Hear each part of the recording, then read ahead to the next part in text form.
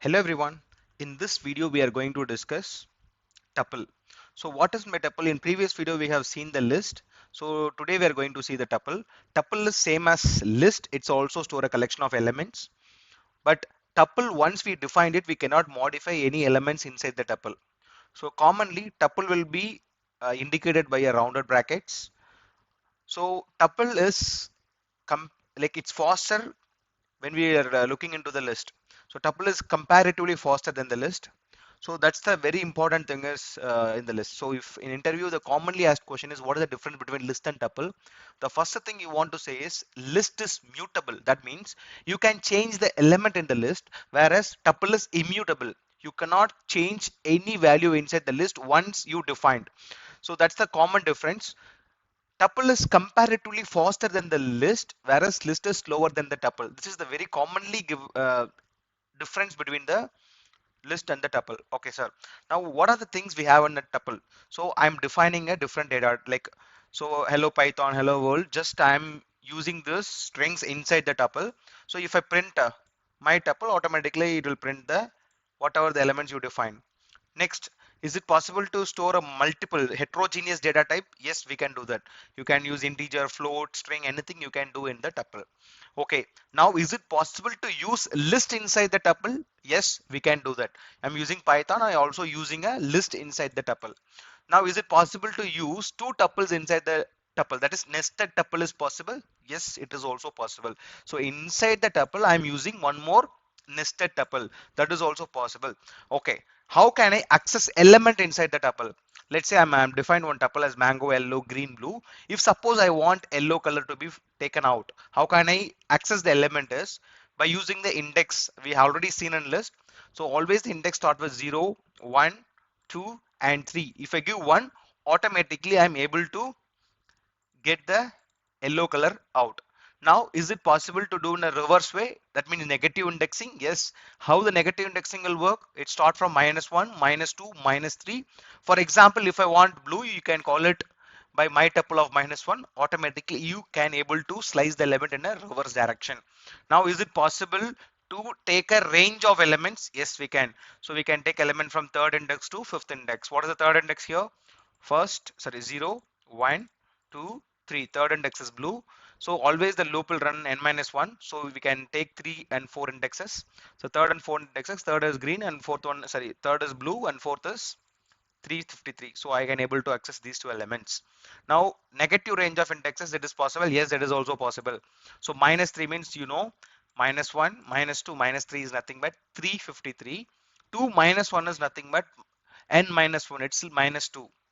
-1 of -1 is -2. So it will run from -3 to -2, which is 353 and 363.2. I will get these two as an output. So this is the way of slicing the element in the tuple. Sir, next is it possible to change tuple values? We clearly seen that tuples are immutable. You cannot change any values once you define the tuples. Now in the tuples, if you look into it, I have a nested list inside, right? Inside the tuple, I'm having a list. We can modify this because it is a list. How can I access this? This is 0th index. This all will comes as one first index, index number 1. In the index number 1, if I want to access the V means, what the V will be? S, A, that is 0, 1, 2. Inside the first index, V is the second index, correct? 0, 1, 2. So this complete list is in the index number 1. Inside it, S is the subposition of S is index number 0, 1, 2. So if I want to take V, I'm just taking in the tuple the first index. Inside the first index, the second index will be V, sub index, correct? So I want to modify 99 instead of V. So if I enter this and I'm printing the tuple, are able to see previously it was V. Now I overwrite that I muted the V with 99. So this is the final answer. Okay, sir, you said like we can do addition, changing the value is possible in list. You said in tuple we unable to change any values. I'm going to show you here. Sir, I'm having my tuple. This is my tuple value. Now, if I want to change instead of mango, I want to use orange. So what is happening, guys? If I run this, it will throw me an error. correct? Tuple object does not support the item assignment, which means I am unable to do a element, I am unable to change the element in tuple. That's why it is immutable. Are you getting my point? Now, is it possible to delete operation in tuple? It is also not possible. If you see here, I am deleting the tuple, that is tuple of 0 means what? Mango. So it's saying it's also not possible. Now, is it possible to delete the complete tuple? So this is, I'm trying to delete element inside the tuple. Now, is it possible to delete the tuple completely? No, it is also not possible. It's throwing the error. So these are the basics of tuples. Next, we are going to see what are the methods that is available in tuple. One is count and another is index. So what is my count and what is my index? If you look into the count, what is happening? So I have a multiple elements inside the tuple. If I want to know how many times this E is available, my tuple dot count, if you give E, automatically it says how many times that E is available in the my tuple. 1, 2, 3, 4 times it is there.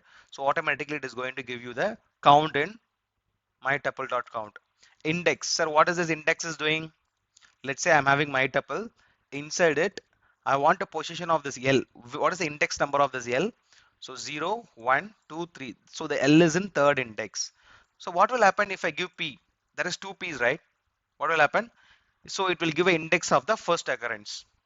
So that is 2P, which is the first occurrence. This is the first occurrence. The index number is 1. I hope you understood. These are the two important things that are available in tuple.